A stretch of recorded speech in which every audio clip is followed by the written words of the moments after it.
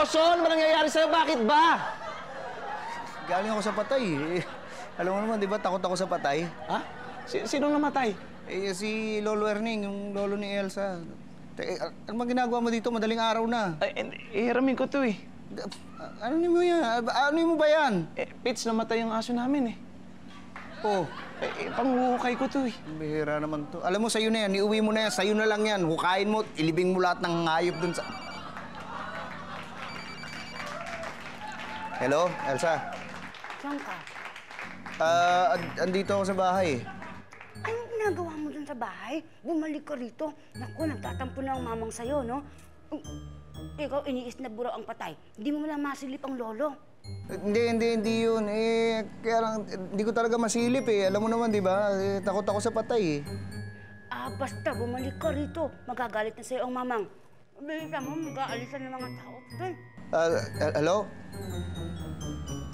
Bihira pa, paano ba to? Anong gagawin ko? Kailangan to silipin ko yung patay. Paano mawawala yung takot ko sa patay ngayon? Pits. Oh. Alam mo, practice lang yan eh. Ha? Practice lang yan. Practice? Ganito. Ganito gagawin ko, ha? Ayan, hihiga ako dito, ha? Ha? Kunwari, patay ako. Ako, bangkay. Hihiga ako dito. O, tas lumapit ka sa akin. O, sige. Sige, ramdamin mo lang. Kunwari ako patay. O, sige. O, sige. Ramdamin mo.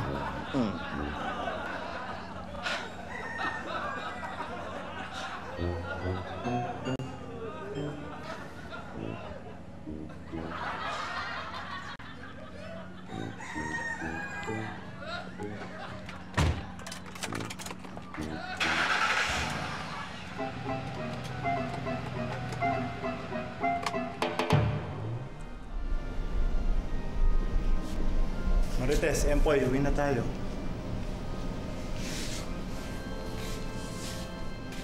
Alam mo tayo kay Chang. Ay, huwag mo hamisayin niya mga yan bago dumaan sa buhay. Tara, uwi tayo.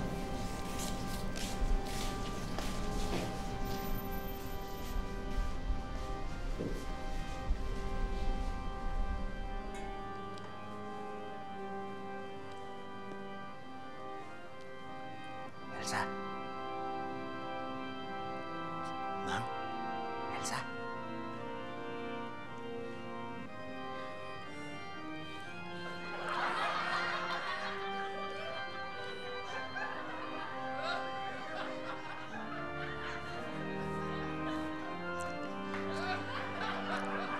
Bihira.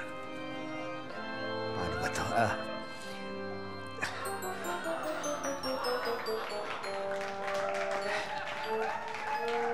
Lolo Erning, sandali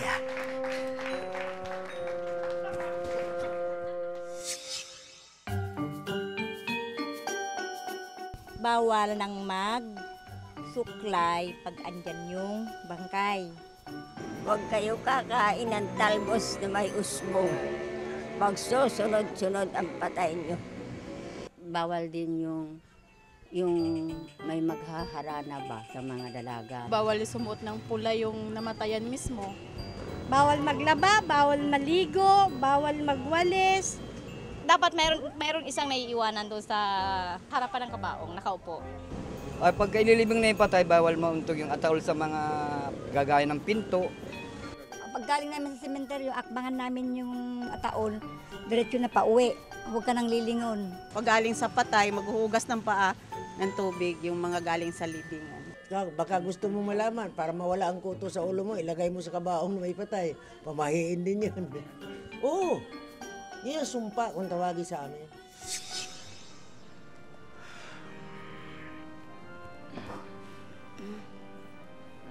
Makatulog na eh. Chito, gumising ka. Oras na ba? Ay, pasensya na. Oras na ng gabi na, wala pa si Pepito.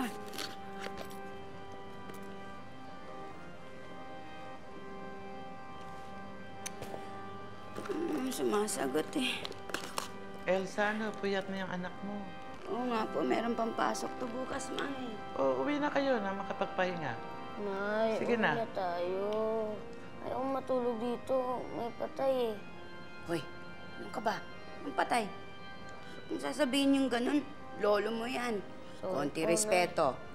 Mabuti naman at tinuturuan mo maggalang, ano? Hindi ko naman ito pinababayaan, Mang.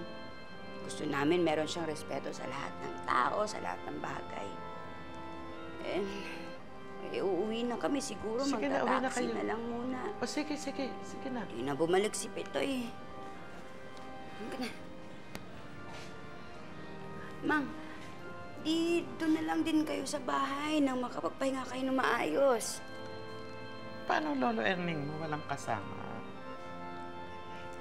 Mang, patay na ang Lolo Erning. Ayos lang po yan dyan, hindi naman naalis na yan. Akala ko ba kanina respeto ang pinag-uusapan dito? Ay, ang ibig ko pong sabihin, ayos lang naman po siya dyan kasi meron namang magbabantay rito eh. Kung sakaling walang tao, isasara naman yung pinto, tapos po, babantayan naman. Iyon ang ibig ko sabihin. Sasara, ha? O sige, sige. Halika. Hindi na po kayo. Tay, alis na kami.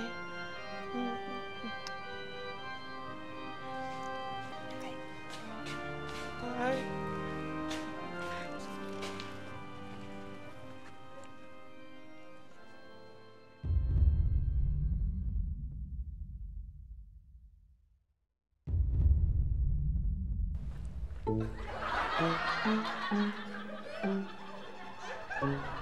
Elsa?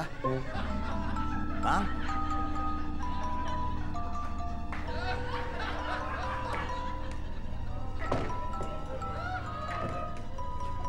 Elsa, huwag niyo ko biruin ng ganito, ha? Mang?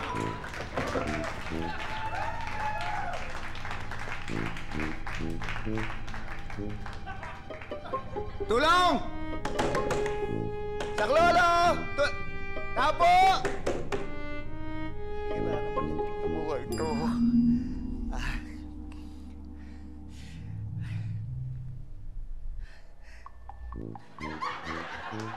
Learning.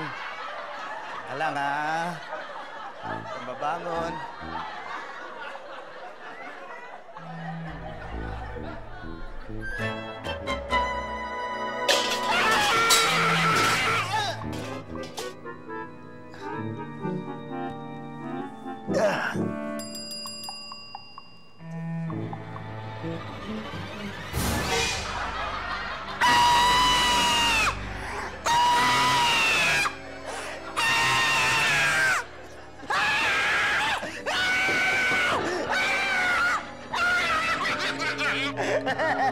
Tilang!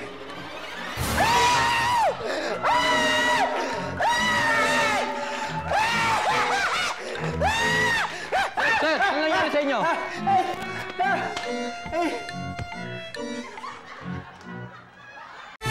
Tawa, tawa, tawa.